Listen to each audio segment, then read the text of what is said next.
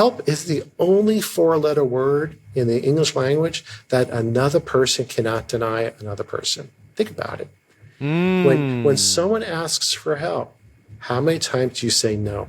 No, I say yes. You say right, yes, right? Regardless of what your time commitment is, you go, of course. What can I help with, right? And so that's what I've learned. The word help is the only four-letter word in English language, the other four-letter word, that another person cannot deny you. So reach out and ask for help. Yeah. You know, in life, there's challenges.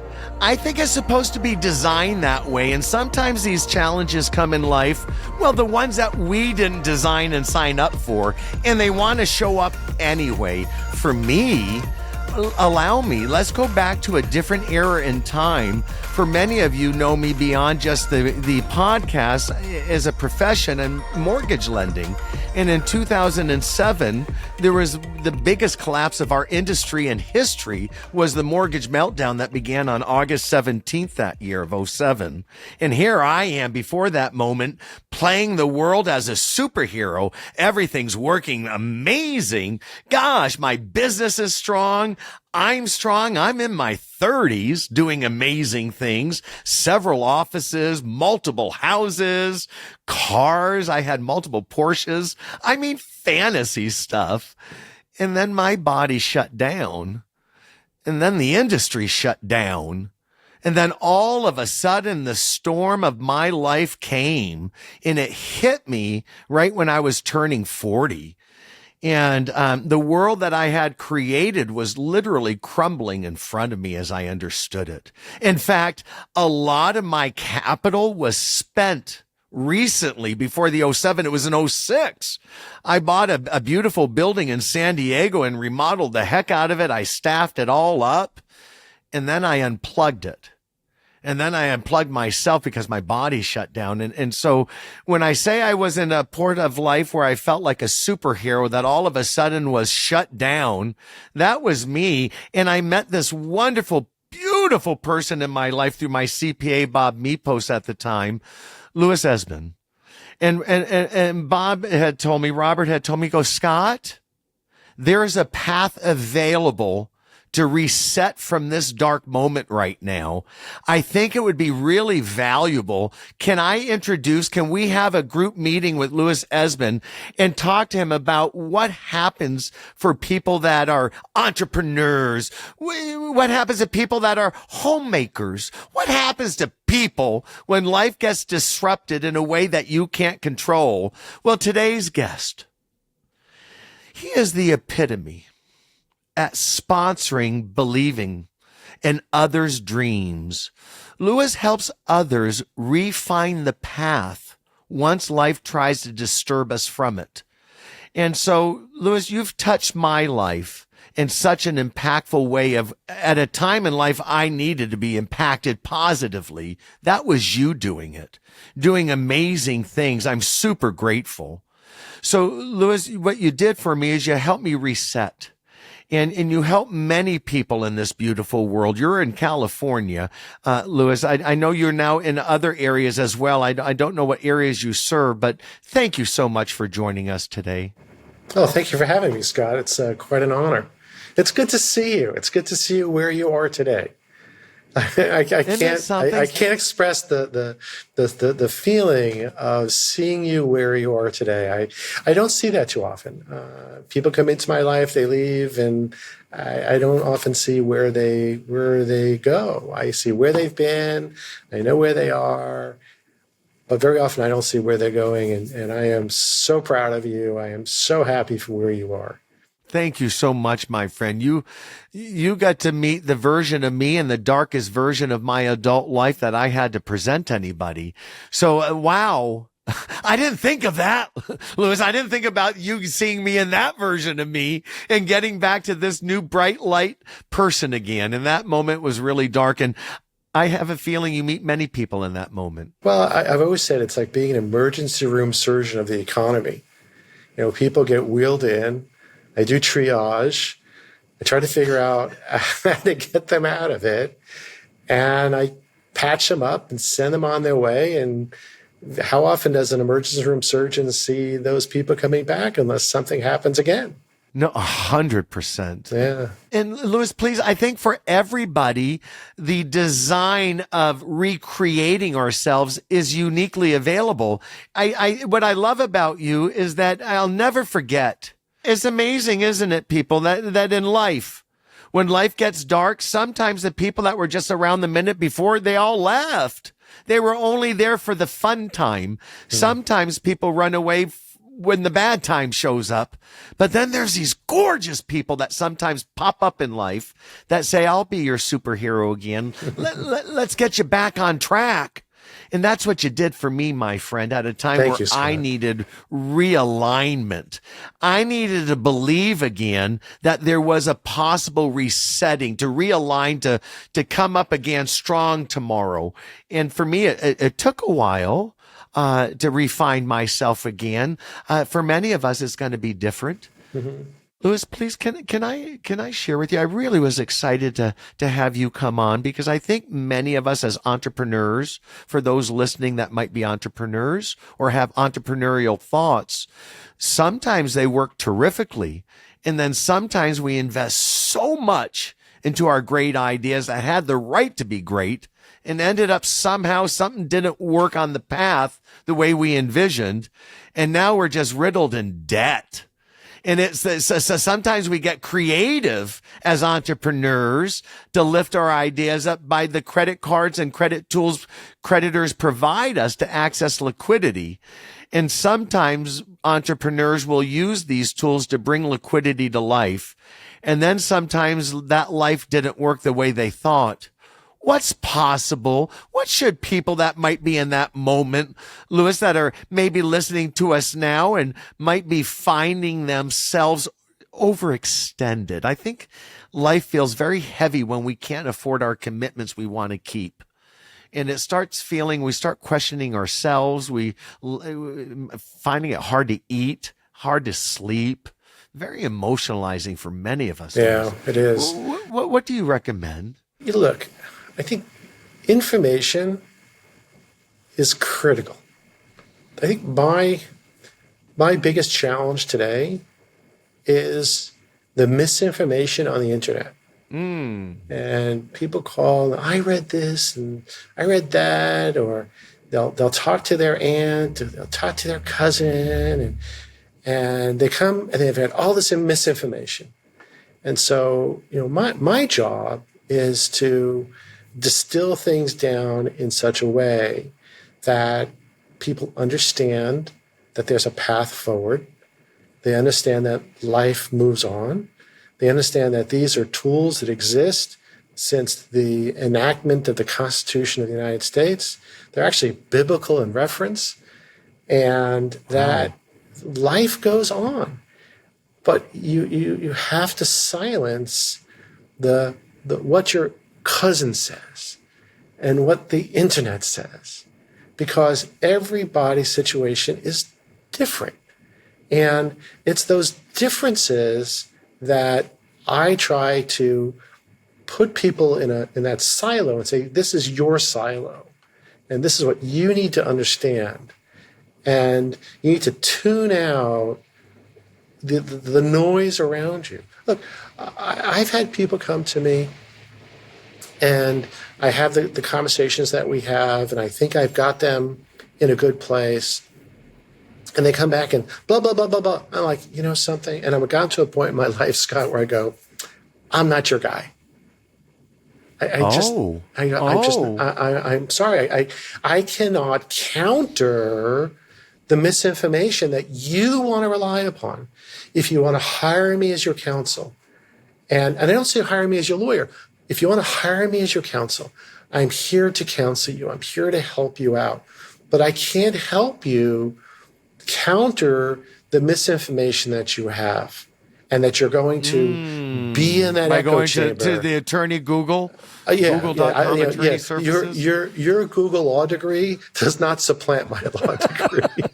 And that's why knew it was so important, Louis, for everybody to meet you, my friend. And those listening, these are people that I'm introducing you that helped me personally and dramatically in life. Louis, that's you.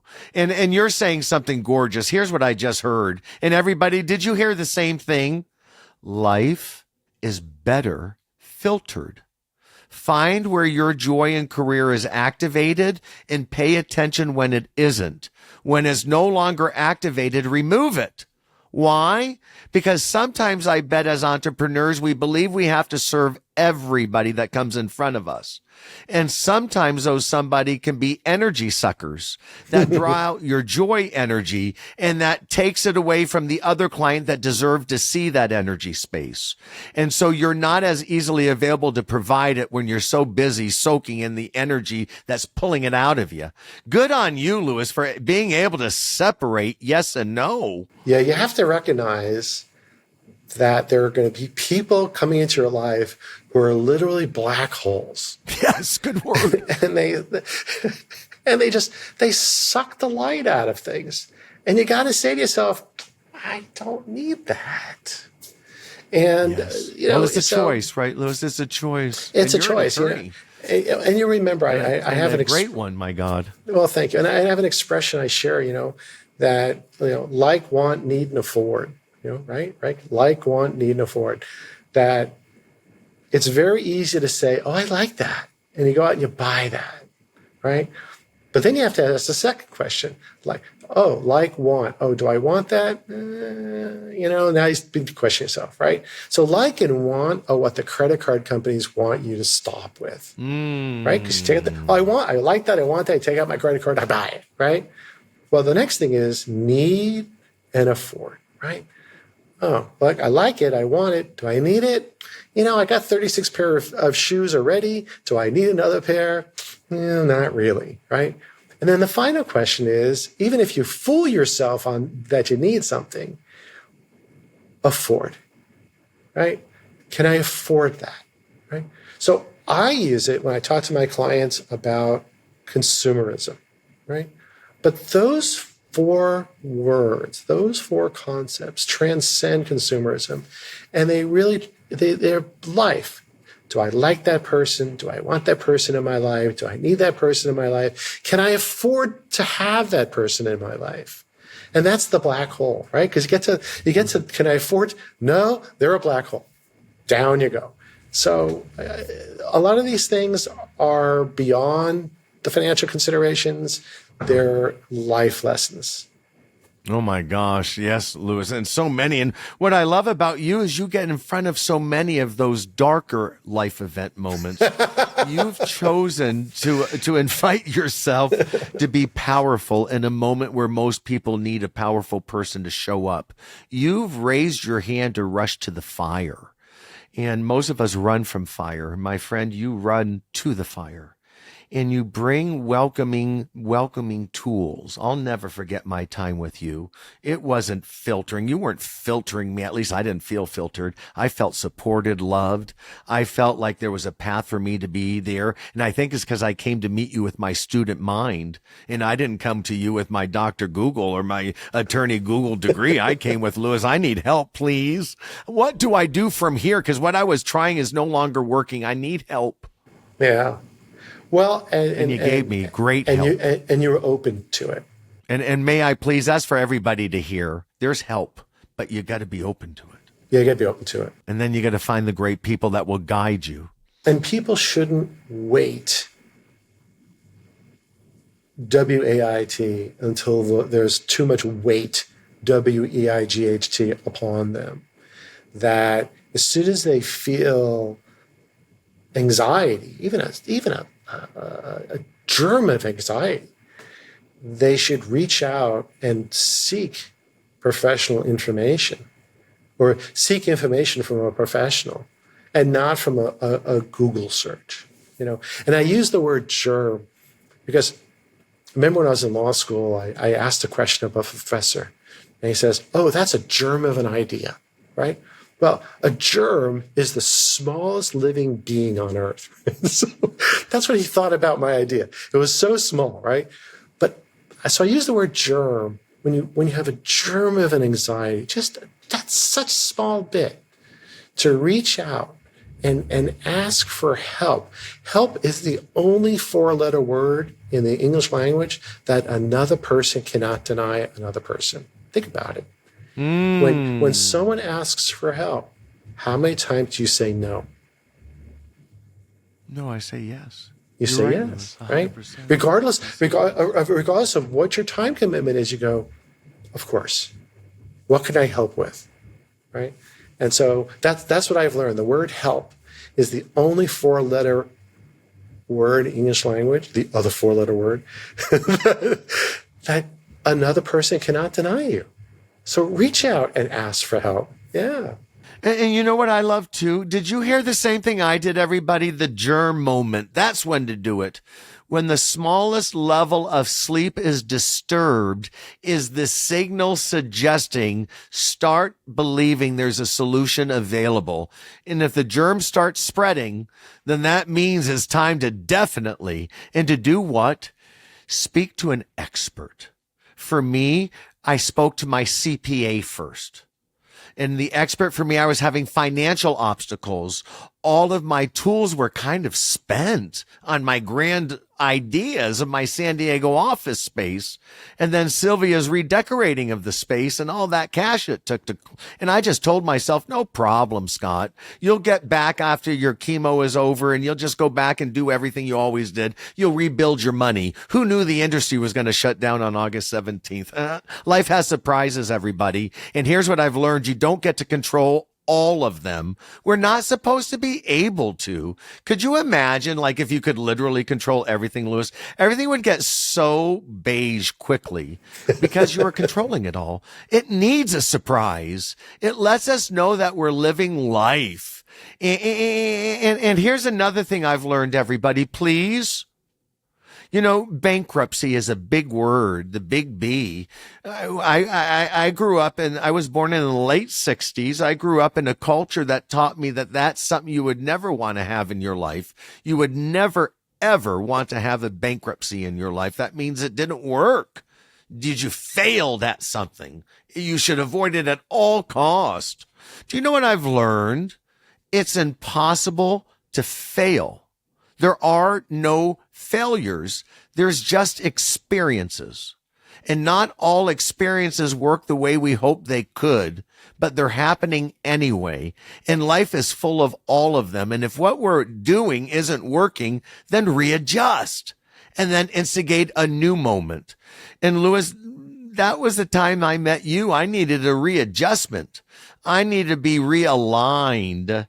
And you helped me to reset and allowed me to find a new path. And please, everybody listening, I didn't fall apart. I mean, I was already falling apart emotionally as an adult in depression at the time. But meaning when I filed, and everybody listening, please, you can know about my past. I don't mind sharing. I'm so transparent. I've learned that we're just living life and we're all doing our own version, a lot of similarities. And sometimes life has hiccups. And mine was a big one. I shared it out loud with you. And Louis helped me to reset from that. And I've learned that if you have to need a life reset, and let's say you have a bankruptcy in your life on an event you couldn't control, many of us were affected by the meltdown with things we could not control. And what I've learned is that you're not alone.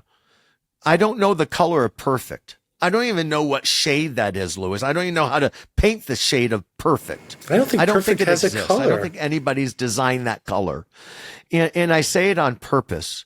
It's just proof that you're a dreamer, a believer of your dreams, unlocking life the best with the tools you understood how to use. But you might get to a life event that needs help. And if that's the path you take, I want you to know everything beautiful happens on the other side of resetting, because it's delicious when you're able to go back to zero again. It's absolutely delicious to put your head on the pillow the very next night knowing nobody's coming to take the pillow away. It's wonderful to be able to put your head down at night knowing nobody's calling tomorrow to aggravate you to give them money. It's nice to know that you can be your beautiful self, newly refreshed and rebuilt tomorrow again, and that we use tools in life at times when life needs a tool to be used. Could you imagine life if nobody invented the hammer? Tools are valuable. They let us build life differently. This is one of the tools used correctly for the right moment, for the right person, will allow you to be powerful as your new version self will become. Because I learned that we heal on the other side of life events. And Louis, please, somebody listening to us right now that might be going through their life event. I know you said when the germ feeling happens, look for somebody. Who are they looking for, Louis? Who should somebody reach out to?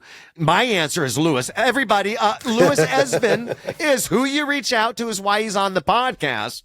But Louis, you're a specialist. You're an attorney, specialist. Well, I'm a bankruptcy specialist. I'm one of 160 in the state. Tell our listeners and give them process, please, Louis. What is it like? And I'll share my version of what it was like. But this is a modern world. Mine was, years ago. My God, 2008. 18 years ago. 2009.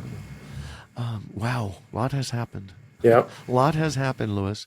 So reach out to your attorney. Reach out to Louis, your bankruptcy attorney. You're going to have a discussion, Louis.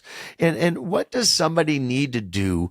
And everybody listening, the power of having a great advisor in your life will be the advice they give.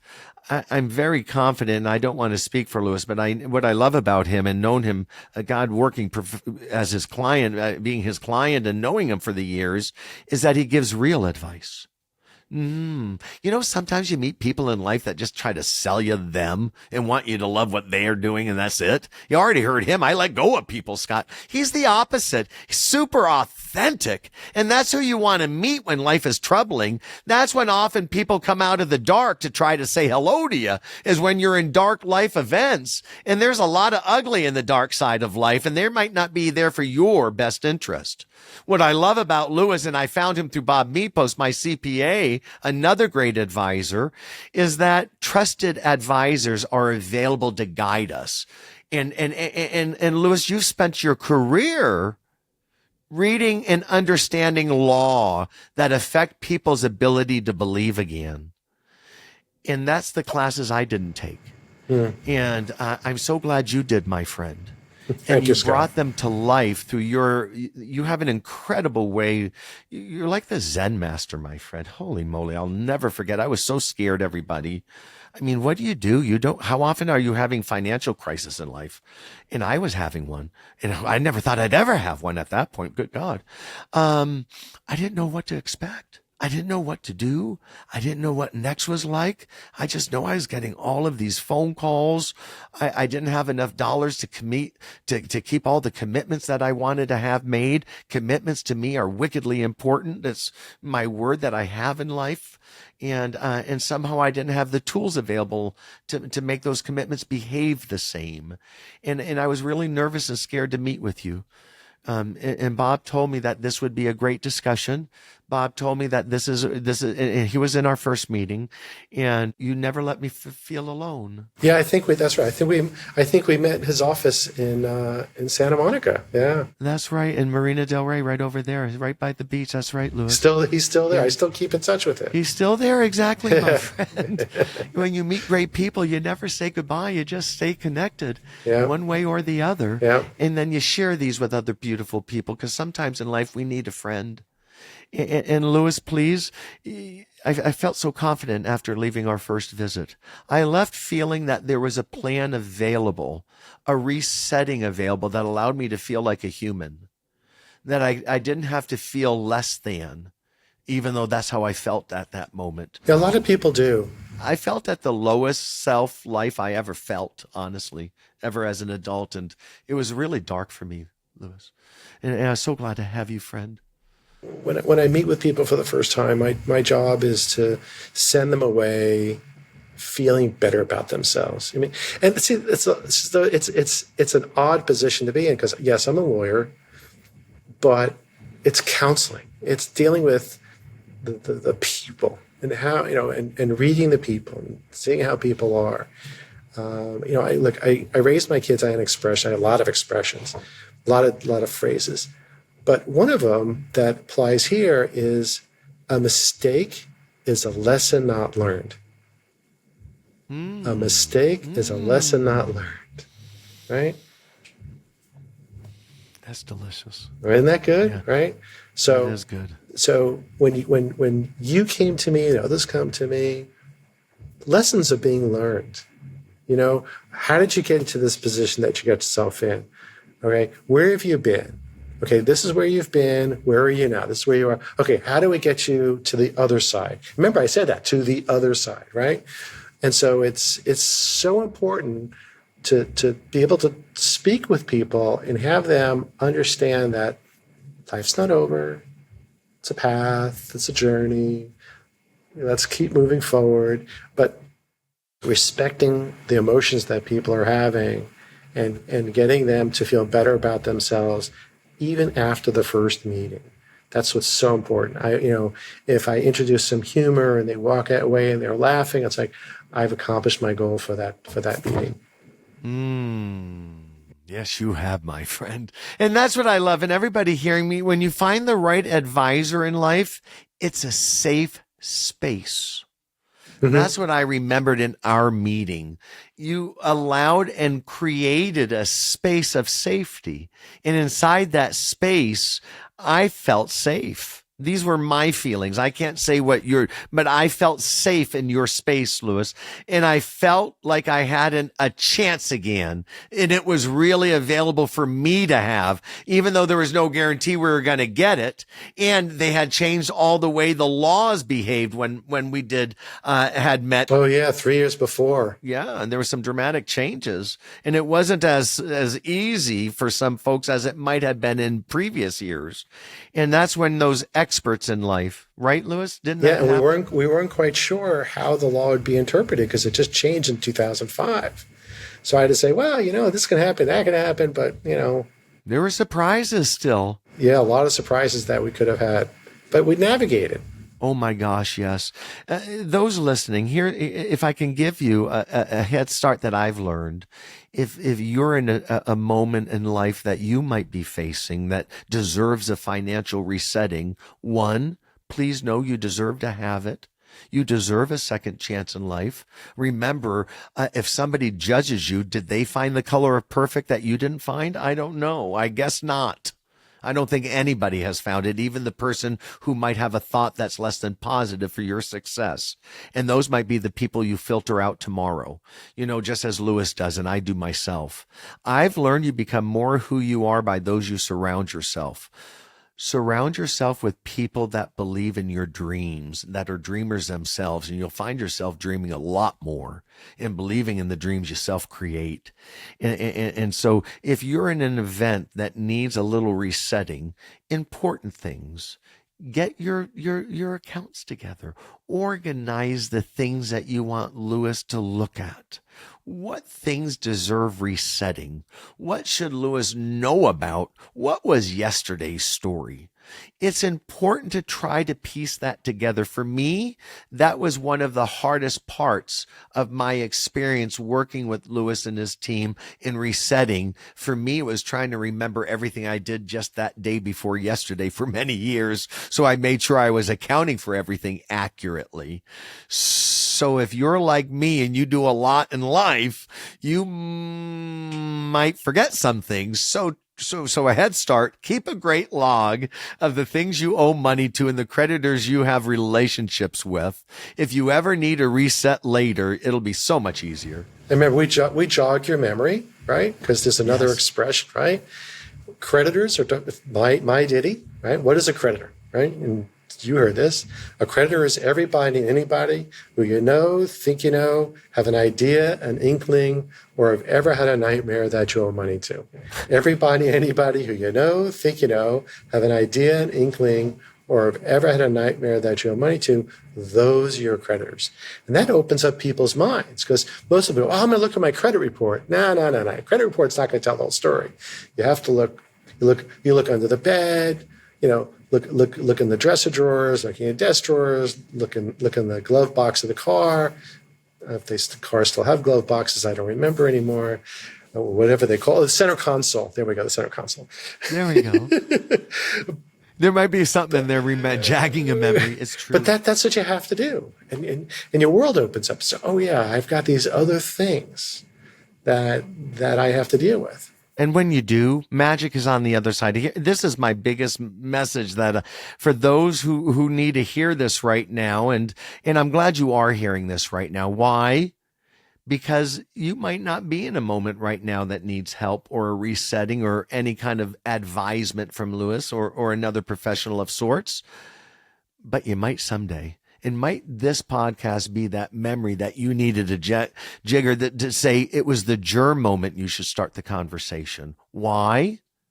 Because there's strategies that you can create that are different to you. Just as Louis told us, we're all individuals.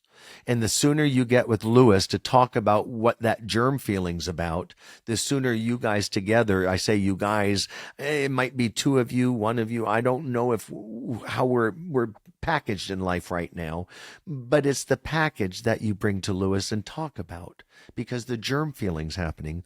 Louis, if that is happening, are there choices of resetting that live beyond bankruptcy? Are there other tools that allow us to speak to creditors and those alike that might invite us to breathe for a moment so we can financially reset and come back to our debt? There are. We work with, we do sometimes do workouts of debt with creditors, try and negotiate with them, but that requires the client to have money to pay a lump sum to creditors, right? There are debt consolidators. I caution people about those. In your industry, you've experienced those. You know what those are. These are the places that tell you they're going to help you with your credit and will help you get your credit better, and you pay them the money, they make your payments, and then that stuff haunts your credit. We don't do that. We'll take a creditor, we'll call a creditor, we'll negotiate a lump sum payment, pick up the phone, call you, say, hey, you need to come up with this amount. If you can't come up with it, then you kick the can down the road. So debt negotiations require that there be a certain amount of money that can satisfy that debt. So sometimes people come to us, they go, I have this money in bank account, or I've got this access to this money. And I'll say, well, you can't exempt it in a bankruptcy filing. Maybe a bankruptcy filing is not right for you, but we can negotiate your debt and see what we can do. And that's an alternative. That is definitely an alternative. I love that. And Louis, please, would that be an opportunity? Let's say I'm a business owner and I open up an office in Michigan, let's say, and let's say I signed a 8-year lease, and I find 2 years into that it really wasn't the great business choice I thought it would have been, and I'd like to disconnect myself from the state and come back to California. Mm-hmm. But I've got a lease commitment, and it's got a large expense to it for it over time. Louis, is that a moment, if I'm having a germ feeling, to come to you to have a visit of what we can do with that? Is there something for a business